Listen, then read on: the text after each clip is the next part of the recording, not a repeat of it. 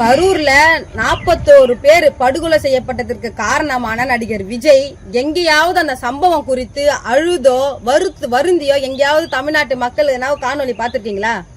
பார்த்திருக்கவே முடியாது, வாய்ப்பே கிடையாது. ஆனா நடிகர் விஜய் ஸ்மைல் பண்ணி செல்ஃபி எடுத்ததை பாக்குறீங்களா? பாருங்க. அந்த கரூர்ல அங்க சில மணி நேரத்துல அங்க மரணம், அந்த சம்பவம் நடக்கிறப்ப அங்கிருந்து எஸ்கேப் ஆகி அவரு தனி விமானம் மூலியமா சென்னை விமான நிலையத்துக்கு வராரு. இங்க விமான நிலையத்துக்கு வந்த உடனே அவரு அந்த விமான நிலையத்தில் இருக்கக்கூடிய ஊழியர்கள் கிட்ட, இங்க பாருங்க, 90கள்ல நடிகை சங்கவி கூட டூயட் பாடுறப்ப ஸ்மைல் பண்ணுவார் பாருங்க. அந்த ஸ்மைல் அப்படியே பிசு, அதாவது கொஞ்சம் கூட பிசுறு இல்லாம அவர் பண்ணியிருக்காரு பாருங்க. கொஞ்சம் கூட நம்மளால அவ்வளவு பெண்கள் குழந்தைகள் படுகொலை செய்யப்பட்டிருக்காங்களேன்னு மனசுல கொஞ்சம் கூட ஒரு குற்ற உணர்வே இல்லாம, ஒரு ஈவு இரக்கமே இல்லாம நடிகர் விஜய் இதை செயல் செஞ்சிருக்காரு. இதுதாங்க நடிகர் விஜய், இதுதான் நடிகர் விஜய்.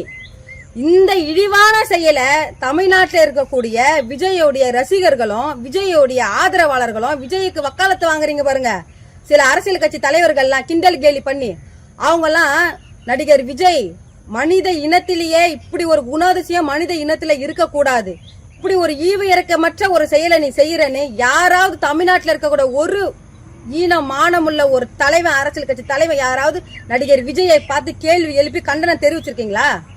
இல்ல. மாறா மாண்புமிகு அமைச்சர் அன்பில் மகேஷ் பொய்யாமொழி அவர்கள், அவருக்கு 2 ஆம்பளை பிள்ளைங்க தான் இருக்கு, அவருக்கு பெண் குழந்தைங்க இல்லைன்னு பல இடங்கள்ல அவரும் அவருடைய மனைவியும் வருந்தியதா பல இடங்கள்ல அவர் அதை சொல்லி ஃபீல் பண்ணிருக்கிறாரு.